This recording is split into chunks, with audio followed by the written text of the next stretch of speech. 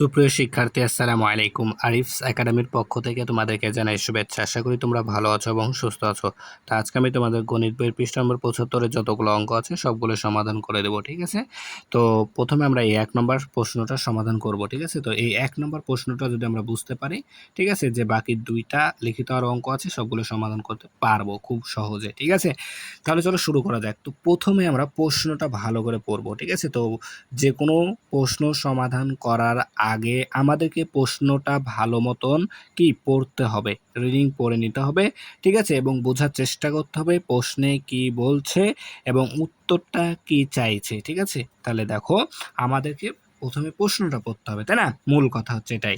তাহলে দেখো, বলছে প্রতিটি সিঙ্গারার দাম 10 টাকা, ঠিক আছে? তাহলে প্রতিটি অর্থাৎ একটি সিঙ্গারার দাম 10 টাকা, ঠিক আছে? এবং আমি 12টি সিঙ্গারা কিনে দোকানিকে 200 টাকার একটি নোট দিলাম, ঠিক আছে? 200 টাকার একটি নোট দিলাম, আমি কত টাকা ফেরত পাবো? দেখো, তাহলে এখানে একটি সিঙ্গারার দাম দেওয়া আছে 10 টাকা, তুমি 12টি সিঙ্গারা কিনেছো, কেনার পর দোকানদারকে তুমি 200 টাকার একটি নোট দিয়েছো, তাহলে তুমি কত টাকা ফেরত পাবা সেটা আমাদেরকে বের করতে হবে এখন, ঠিক আছে? তাহলে দেখো, আমরা লিখবো কি যে একটি, যেহেতু এখানে সিঙ্গারার একটি দাম দেওয়া আছে, তাহলে একটি সিঙ্গারার সিঙ্গারার একটি সিঙ্গারার দাম সমান সমান কত টাকা? 10 টাকা, ঠিক আছে? তাহলে 10 টাকা। এরপর দেখো, আমরা সিঙ্গারা কিনেছি কয়টি? 12টি। অতএব 12টি সিঙ্গারার দাম, তাহলে একটির দাম 10 টাকা হলে 12টির দাম কি বেশি হবে, আর বেশি হলে কি করতে হয়? আমাদেরকে গুণ করতে হয়, ঠিক আছে? তাহলে 10 গুণন 12 টাকা, ঠিক আছে? 10 গুণন 12 টাকা। তাহলে 10কে যদি এখন আমরা 12 দ্বারা গুণ করি, তাহলে 10 12 120 টাকা, ঠিক আছে? 10 12 120 টাকা। তাহলে 12টি সিঙ্গারার দাম আমাদের 120 টাকা, ঠিক আছে? তাহলে এখন আমরা দোকানিকে দিয়েছি 200 টাকা, ঠিক আছে? তাহলে আমরা এখন লিখবো এখানে যে দোকানিকে দিলাম, ঠিক আছে? দোকানিকে দোকানিকে দোকানিকে দিলাম দোকানিকে দিলাম সমান সমান কয় টাকা? 200 টাকা, 200 টাকা, ঠিক আছে? অতএব ফেরত পাবো, ঠিক আছে? অতএব ফেরত পাবো।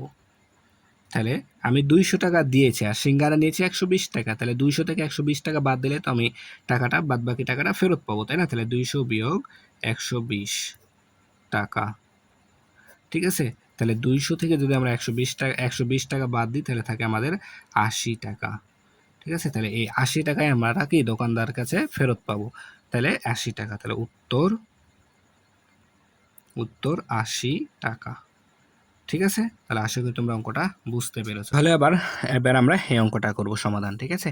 তো দেখো, বলছে এখানে একটি ইলিশ মাছের দাম, ঠিক আছে? একটি ইলিশ মাছের দাম 1200 অর্থাৎ 1200 টাকা, ঠিক আছে? 1200 টাকা এবং এক জোড়া।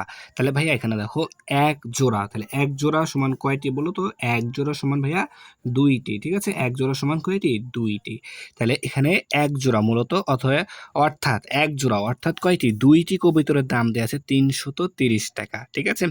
এখন বলছে একটি ইলিশ মাছ এবং একটি কবুতর কিনলে আমার মোট কত টাকা খরচ হবে, ঠিক আছে? তাহলে দেখো, একটি ইলিশ মাছের দাম অলরেডি দেওয়া আছে, ঠিক আছে?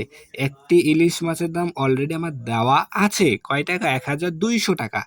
কিন্তু এখানে একটি কবুতর কিনতে হবে, তাই না? তাহলে আমাদের কবুতরের দাম দেওয়া আছে 2টি, অর্থাৎ এক জোড়া, অর্থাৎ 2টি কবুতরের দাম দেওয়া আছে, কিন্তু আমাদের প্রশ্ন বলেছে একটি কবুতরের দাম। তাহলে আমাদের এই 2টি থেকে প্রথমে একটি কবুতরের দামটা বের করে নিতে হবে, ঠিক আছে? তাহলে দেখো, আমরা লিখবো যে কি, যে দুইটি কবুতরের দুইটি কবুতরের দুইটি কবুতরের দাম কয় টাকা? দেখো, 330 টাকা, 330 টাকা। 2টি কবুতরের দাম কত? 330 টাকা। তাহলে এখন আমাদের বলেছে একটি কবুতরের দাম, তাই না? তাহলে 2টির দাম যদি 330 টাকা হয়, তাহলে একটির দাম অবশ্যই কম হবে, আর কম হলে আমাদেরকে কি করতে হবে? ভাগ করতে হবে, ঠিক আছে? তাহলে এখন আমরা লিখবো অতএব একটি কবুতরের দাম। তাহলে একটি কবুতরের দাম কম হবে, আর তাই আমাদেরকে কি করতে হবে? ভাগ করতে হবে। তাহলে ভাগ কত? 2 টাকা, ঠিক আছে? তাহলে দেখো, এখন যদি আমরা এখানে রাফটা করে ফেলি সুন্দর করে, দেখো, তাহলে 2 দ্বারা ভাগ করতে হবে আমাদেরকে 330। তাহলে এখানে দেখো কয়বার যাবে? প্রথমে ১ বাদ যাবে, ঠিক আছে? ২ একে ২, তাহলে ৩ থেকে ২ বাদ দিলে ১, আর এই ৩ এখানে নামায় দিলাম। এবার ৬ দুগুণ ১২, তাহলে ৩ থেকে ২ বাদ দিলে ১, আর এই ০ নেমে গেল। তাহলে ৫ দুগুণ ১০, তাহলে ১৬৫ টাকা। তাহলে একটি কবুতরের দাম আমাদের কত? ১৬৫ টাকা, ঠিক আছে? তাহলে একটি কবুতরের দাম আমরা কিন্তু এখন পেয়ে গেলাম, ঠিক আছে? তাহলে এখন বলেছে আমাদের একটি ইলিশ মাছ আর হচ্ছে একটি কবুতরের দাম মোট কত টাকা খরচ হবে, তাই না? তাহলে এখন আমরা লিখবো, দেখো যে আবার আবার ঠিক আছে? তাহলে এখন মোট কত টাকা খরচ হবে? তাহলে একটি ইলিশ মাছের দাম পেয়েছি আমরা ১২০০ টাকা, আর একটি কবুতরের দাম পেলাম ১৬৫ টাকা। তাহলে এই দুইটা যদি এখন আমরা যোগ করে দিই, তাহলে কিন্তু আমাদের উত্তরটা চলে আসবে। তাহলে এখন লিখবো যে কি, একটি ইলিশ ইলিশ মাছের দাম সমান সমান ১,২০০ টাকা, ঠিক আছে? ১,২০০ টাকা। আচ্ছা, আর আমরা এখন কবুতরের দাম পেয়েছি কত? একটি কবুতরের কবুতরের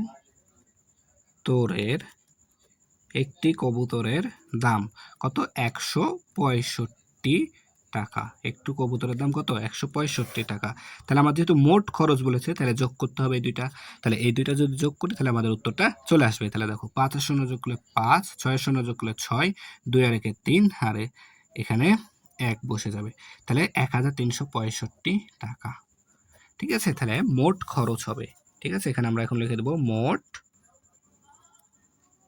খরচ হবে। তাহলে মোট খরচ হবে আমাদের কত? ১,৩৬৫ টাকা, ঠিক আছে? মোট খরচ হবে আমাদের ১,৩৬৫ টাকা। তাহলে এটা আমাদের কি উত্তর হবে। তাহলে আমরা এখানে লিখে দেবো উত্তর ১,৩৬৫, অর্থাৎ ১,৩৬৫ টাকা, ঠিক আছে? এবার ২ নাম্বারটা সমাধান করি। তো দেখো, বলছে যে একটি বাঁধাকপির দাম ৪৫ টাকা, একটি বাঁধাকপির দাম ৪৫ টাকা এবং একটি কুমড়ার দাম, ঠিক আছে? একটি কুমড়ার দাম ৭৮ টাকা হলে দুইটি বাঁধাকপি ও তিনটি কুমড়ার দাম কত হবে? তাহলে দেখো, এখানে একটি বাঁধাকপির দাম দেয়া আছে ৪৫ টাকা। আচ্ছা, একটির দাম দেয়া আছে ৪৫ টাকা। তাহলে এখন বলেছে দুইটি বাঁধাকপি, তাহলে আমাদেরকে একটির দাম দেয়া আছে, দুইটির দাম বের করতে হবে। আবার দেয়া আছে একটি কুমড়ার দাম ৭৮ টাকা। তাহলে এখানে একটি কুমড়ার দাম দেওয়া আছে, তিনটি কুমড়ার দাম বের করতে হবে।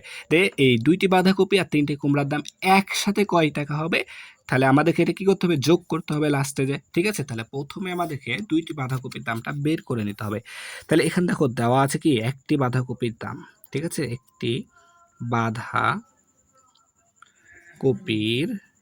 একটি বাঁধাকপির দাম দেখো কত টাকা? ৪৫ টাকা, ৪৫ টাকা। অতএব তাহলে আমাদের কয়টি বাঁধাকপি? দুইটি বাঁধাকপি, ঠিক আছে? তাহলে অতএব দুইটি বাঁধাকপির দাম, তাহলে একটির দাম ৪৫ টাকা হলে দুইটির দাম বেশি হবে, আর বেশি হলে কি করতে হবে? গুণ করতে হবে। তাহলে ৪৫ গুণ ২ সমান সমান ৯০, ৪৫ দুগুণ ৯০ টাকা, ঠিক আছে? তাহলে দুইটি বাঁধাকপির দাম ৯০ টাকা। এরপর দেখো, এখানে একটি কুমড়ার দাম দেওয়া আছে ৭৮ টাকা, ঠিক আছে? তাহলে আমরা লিখবো আবার একটি একটি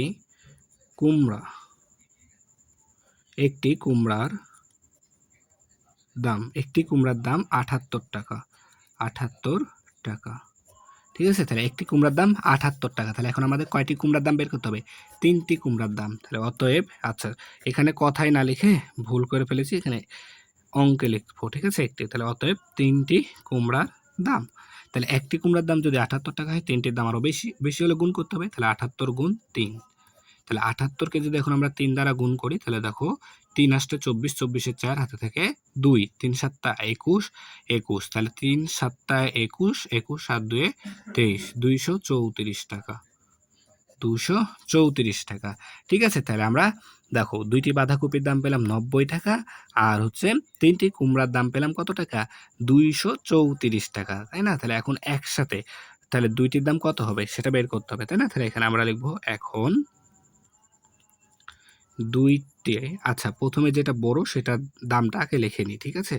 বা ছোট, আচ্ছা, লিখলেই হলো। আচ্ছা, বড় যেটা, যেহেতু ২৩৪ বড়, তাহলে আমাদের সুবিধা হবে যোগ করতে, ঠিক আছে? তাই আমরা বড়টা আগে লিখে নিলাম। তাহলে তিনটি কুমড়ার